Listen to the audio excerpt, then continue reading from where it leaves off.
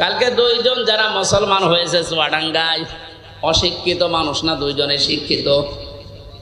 ওখানে আমার শব্দের ব্যাখ্যা ছিল ইলাহ শব্দের সাইয়্যিদ আবুল আলা মওদুদী রহমতুল্লাহ আলাইহের, ওনার একটা লিখিত বইয়ের উপরে কালকে আলোচনা ছিল আমার। উনি ইলাহ শব্দের ব্যাখ্যা যেভাবে করেছিলেন, ওই শব্দের অর্থগুলো বাস্তবের সাথে যখন মিলিয়েছি, বলে একটা হিন্দু, তাও কট্টর হিন্দু, খুব যত্ন সহকারে পূজা করে। আমাদের মুসলিমদের ভেতরে প্র্যাকটিসিং মুসলিম যেমন খুব বেশি অ্যাক্টিভ ভাবে যারা ইসলাম মানে, এইরকম লোক একটা। কথা শেষ করার পরে আমি জিজ্ঞাসাও করেছিলাম যে কি আপনি মুসলমান হয়ে গেলেন কেন? আপনি যেভাবে বুঝিয়েছেন আমি এতদিন পর্যন্ত ভাবি নাই, কারণ আমরা এইভাবে পড়াশোনা করার সুযোগ পাই নাই। আমাদের যে ধর্ম, ওই ধর্মে আমাদের কিতাবগুলো আমাদের পণ্ডিতরা ছাড়া, ধর্মের গুরু ছাড়া আমাদের পড়তে দেয় না। ইলা শব্দের যে অসারতার ব্যাখ্যা দিয়েছিলেন যে পৃথিবীর বহু ইলা আছে, আন্দাজে ইলা দাবি করে থাকে, ওদের কোনো কর্মক্ষমতা বাস্তবতা কিচ্ছু নেই। শেষ পর্যন্ত আমার বিবেকে নাড়া দিয়েছে, এই সত্যকে সত্য না মেনে মারা গেলে আমি নিজেকে ক্ষমা করতে পারবো না। দেন আপনি আমার ইসলামে দীক্ষিত করে দেন, জোরে বলেন সুবহানাল্লাহ। এই জন্য আমরা কোরআনে কারিম যেখানে নেই, আজকে থেকে আপনি সিদ্ধান্ত যখন নিয়েই ফেলেছেন যে অন্য কোনো জায়গায় আর যাবেন না, আজকের এই মাহফিল আমার মনে হয় যদি ঠিক রাখতে পারেন হাতটা, এই আলোচনা, এই আয়োজন সাকসেস। জোরে বলেন সুবহানাল্লাহ। দরুদ আর সালাম পাঠ করে আজকের তেলাওয়াতকৃত আয়াত, যদিও এটা একটা সম্ভাবনা বাস্তবতা নিয়ে সামনে আল্লাহ আয়াতটা নাজিল করেছিলেন। সূরা কাসাসের 85, 84, 83, 84 এই আয়াতগুলো। এখানে আল্লাহ রাব্বুল আলামিন কিছু মানুষকে পরকালের যে ঘর আছে, যে বিশাল জীবন আমাদের সামনে পড়ে আছে আমাদের চোখ বন্ধ হওয়ার পর, এখানে মানুষের জন্য আল্লাহ যে ঘর তৈরি করবেন, কাদেরকে কাদেরকে এই ঘরগুলো আল্লাহ দেবেন তার বর্ণনা আল্লাহ দিয়েছেন এই আয়াতে। আমরা যেহেতু শুধু দুনিয়াদার না, আমাদের সামনে আরেকটা জগৎ আছে, এটা আমাদের বিশ্বাসে আছে না নেই? কুল্লু নাফসিন যায়িকাতুল মাউত ওয়া ইন্নামা তুওয়াফাউনা উজুরাকুম ইয়াওমাল কিয়ামাহ ফামান যুহজিহা আনিন নার ওয়া উদখিলাল জান্নাতা ফাকাদ ফাজ ওয়া মাল হায়াতুদ দুনিয়া ইল্লা মাতাউল গুরুর। কুষ্টিয়াবাসী, সূরা আলে ইমরানের 85 নাম্বার 185 নাম্বার আয়াতটার দিকে তাকান। আল্লাহ পাক বলেন, পৃথিবীর যা সৃষ্টি করেছি, জীবন যারে দিয়েছি তারে মরণ দেব, সবাইকে একদিন মারা লাগবে। মারা যাওয়ার পরে দুনিয়ার জীবনে যে যা করেছে তার পারিশ্রমিক উজরত পুরস্কার আমি পরিপূর্ণ করে দেব। আমার তো মনে হয় একজন মানুষ যারা আল্লাহর প্রতি, পরকালের প্রতি বিশ্বাস হালকা পাতলাও আছে, এই মানুষের জীবনে আয়াতের দ্বারাই পরিবর্তন হয়ে যাওয়া সম্ভব। যে আমি যত কিছুই করি, টাল বাহানা যাই করি, আমার কিন্তু মরা লাগবে, এ বিশ্বাস মানুষের ভেতরে 100% তৈরি হলে ওর জীবন পরিচ্ছন্ন হতে আস্তে আস্তে সম্ভব। কারণ যে যা করছে এটা কিন্তু বাদ যাবে না। ফামাই ইয়ামাল মিসকালা যাররাতিন খায়রান ইয়ারা ওয়া মান ইয়ামাল মিসকালা যাররাতিন শাররান ইয়ারা। কোন মানুষ যদি যাররা পরিমাণও ভালো মন্দ কাজ করে দুনিয়ায়, কিয়ামতের দিন সে পাবে কি পাবে? এর আগে যত তাফসীর আমি দেখেছি, পুরাতন ওল্ড তাফসীর, মুফাসসিরিন গ্রামে ইয়ারা শব্দের ব্যাখ্যায় দিয়েছেন যে কিয়ামতের দিন আপনাকে দেওয়া হবে, এতটুকু শেষ। আধুনিক তাফসীর যারা বের করছেন, দেওয়া হবে এখানে লেখা নেই। ইয়ারা মানে চোখ দিয়ে দেখা। দুনিয়াতে আপনি ভালো মন্দ যাই করেন না কেন, যতটুকু করেন, কিয়ামতের ময়দানে ওইটা আপনাকে ভিডিও ক্লিপ আকারে আল্লাহ দেখাবে। জোরে বলেন আল্লাহু আকবার। এটা যদি 100% কেউ বিশ্বাস করে, সে নিজের স্ত্রী বাদ দিয়ে কোনোদিন হোটেলে রাত কাটাবে? এদেশে কাটাচ্ছে না? কথা বলেন না কেন? 5 তারিখের পর থেকে আজকে এই 9 তারিখ এই কয়েকদিনের ভেতরে আপনি দেখেছেন কি অবস্থা। যত যত বড় বড় মহারথী দেখতাম ওদের চরিত্র দিয়ে এত নিচে নামতে পারে আমার বিশ্বাস ছিল না। বিশেষ করে দরবেশ বলে এত নিচে নামবে, অন্যের বউ ভাগিয়ে উল্টা পাল্টা কাজ চালিয়ে যাচ্ছে। দাড়ি কেটে নম হয়ে গেছে, তাহলে বোঝা যাচ্ছে ওরা দাড়ি এটা আসল দাড়ি না, জনগণকে ধোঁকা দিয়ে বোকা বানিয়ে টাকা পয়সা আত্মসাৎ করার দাড়ি এইটা। অনেকে বিভিন্ন এরকম মেকি কাজ করে আমি দেখেছি। কুষ্টিয়ানা হালসায় যেন ওই যে 12 সাল 11 সালের দিকে এক দোকানে তেল নিচ্ছে এক লোক, দেখলাম বারবার তেলে মাপে কম দেয়। ঘুরে এসে ওরে বললাম, চাচা আপনি একটা কাজ করলেন কেন? আপনি তো বারবার তেল মেপে দেন, ওই লোকটা তো বসে নাই, একটু আলা ভোলা। তা আপনি এসে তো টের পান যে কি করলেন। কিছুক্ষণ আগে নামাজ পড়ে আসলেন, টুপি এখন আপনার মাথায় আছে, আর আপনি বারবার ওজনে কম দিচ্ছেন। নামাজ পড়ার এই হাল। পকেট থেকে একটা সাদা টুপি বের করে বলছে, বেশি বসো, এটা আমার তেল বেচা টুপি আর এটা নামাজ পড়া টুপি। আমার মনে হয় দোকানদার যা করেছিল এই 15 বছর পরে দরবেশ ঠিক এইটাই করেছে। কি বৃষ্টি হচ্ছে নাকি?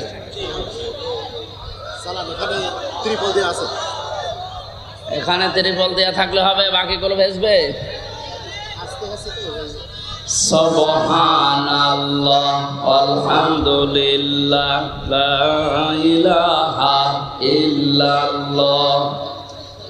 কিছু মানুষ বাড়ি চলে যান, যারা ভেজে যাচ্ছেন বাড়ি চলে যান।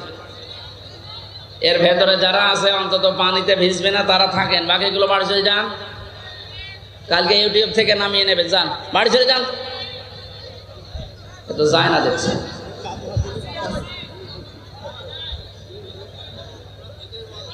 এজন্য এই আয়াতটা আমাদের প্র্যাকটিক্যাল লাইফে সেট করা দরকার। এখন থেকে এমন এমন কাজে আঞ্জাম দেওয়া দরকার, চোখ বন্ধ হওয়ার পরে যেন ওটা দেখে আমার জীবনে আনন্দ লাগে। কথা বলেন ঠিক কিনা? ফামান যুহজিহা আনিন নার ওয়া উদখিলাল জান্নাতা ফাকাদ ফাজ। আল্লাহ তাআলা বলেন ওই মানুষটার জীবন তো সফল যাকে আল্লাহ জাহান্নামের কাজগুলো থেকে আস্তে আস্তে মাইনাস করে জান্নাতের কাজের দিকে এগিয়ে দেয়।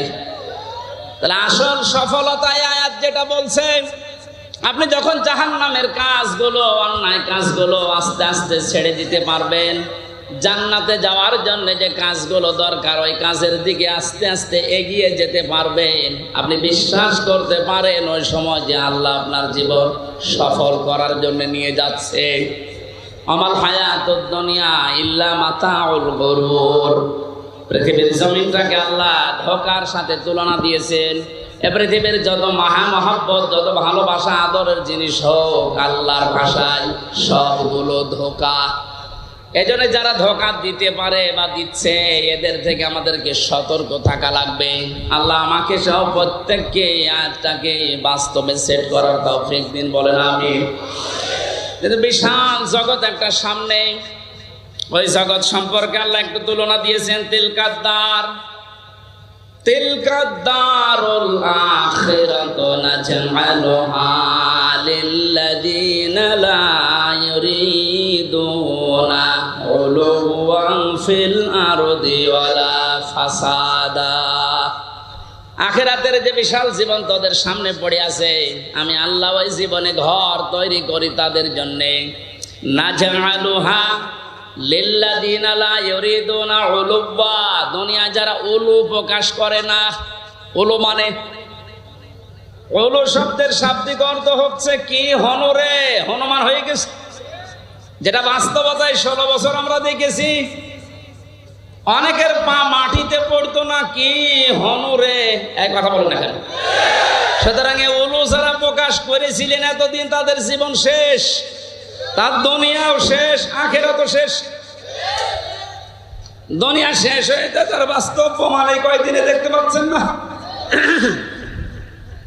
কত নিচে নামালে আল্লাহ এত অপমান করে মানুষকে। সুতরাং আমরা যারা এখন আছি আজ থেকে শিক্ষা নেব, দুনিয়ার কোন জায়গায় যেন আমরা অহংকার প্রকাশ না করি। সে যে বিষয় হোক, সে বংশের অহংকার, পোশাকের অহংকার, এলেমের অহংকার, রাজনীতির অহংকার, পৃথিবীর জীবনে যত দিক আর বিভাগ আছে, কোন জায়গায় যেন আমি অহংকার প্রকাশ না করি। এটা মানা যাবে তো ইনশাআল্লাহ? যারা করেছিল তাদের সব আল্লাহ শেষ করে দিয়েছে। আখিরাতের ঘর তাদের জন্য নেই। সামনে যদি এরকম কেউ আসে, তারা যেন এটা থেকে শিক্ষা নেয় যে উলুবাং ফিল আরদি, জমিনে যারা অহংকার করে, উলু করে, মানুষগুলোকে আল্লাহ আখিরাতের ঘর থেকে বঞ্চিত করে দেয়। বলেন নাউজুবিল্লাহ। যারা করেছিল তাদের থেকে যদি আপনি এখান থেকে শিক্ষা নিতে না পারেন, আপনাকেও শয়তান কিন্তু পেঁচিয়ে ধরবে, জড়িয়ে ধরবে, অ্যাক্টিভ ভাবে আবার নিয়ে আসার চেষ্টা চালাবে। আমাদের উচিত হচ্ছে আমরা দুনিয়াতে যাই কয়দিন আছি, আমরা উলু প্রকাশ করব না ইনশাআল্লাহ। ওয়ালা ফাসাদা, আল্লাহ বলেন 2 নম্বরে মানুষগুলো দুনিয়ার জীবনে বিশৃঙ্খলা সৃষ্টির চেষ্টা চালাবে না। এই আয়াতটা বাস্তবে আজ মিলালাম। আগস্টের 5 তারিখ থেকে আজকের এই সেপ্টেম্বরের 9 তারিখ পর্যন্ত প্রায় 11টা বিশৃঙ্খলা তৈরির জন্য অনেকেই চেষ্টা চালিয়েছে, এখনো চলছে। যারা এগুলো করেছিলেন আপনারা থামবেন। আর কেউ যদি চেষ্টা চালান সামনে, আপনি ওখানে এখনই থামেন। দুনিয়া তো জীবন শেষ করে ফেললেন, আখিরাতের ঘর আপনি হারিয়ে ফেললেন। আপনার জন্য আমাদের আফসোস হয়। আমি সেদিন সেলাইদা বাজার মাঠ না কোন জায়গায় যেন বলেছিলাম, অনেকেই বলছে হুজুর ওদের মাফ করে দেন না। মাফ নাই, আমি করে দিলাম। কিন্তু আল্লাহ রাব্বুল আলামিনের কোরআনে কারীম জানিয়েছে, যারা জুলুম করেছেন পৃথিবীতে মানুষের উপরে, তারা কিন্তু হামজার মামলার আসামি না, তারা আল্লাহর মামলার আসামি।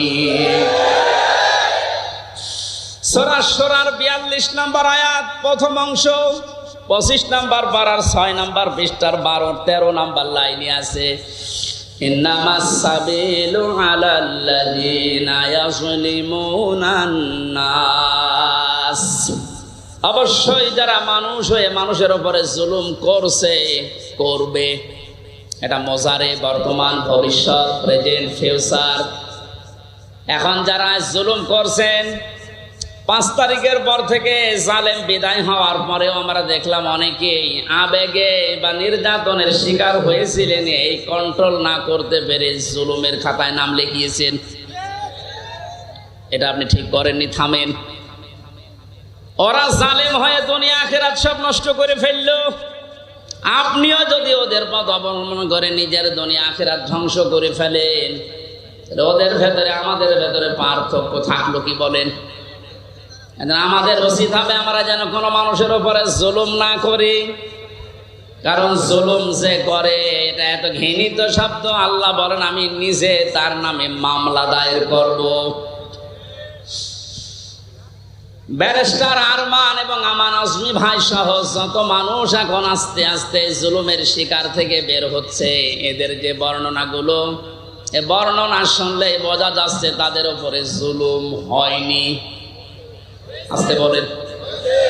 যারা এই জুলুমের সাথে জড়িত, এখনো পর্যন্ত যদি এই সঠিকটা জানার পরেও, স্পষ্ট দেখার পরেও কেউ জালেমের সাফাই গায়, জালেমের পক্ষে অবলম্বন করে, জালেমকে ভালোবাসে, সাহায্য করে, সহযোগিতা করে, জালেমকে আবার চেষ্টা চালায় প্রতিষ্ঠিত করার, তিরমিজি শরীফের হাদিস অনুযায়ী নবীজি বলেন সে আমার উম্মত থেকে বের হয়ে যায়।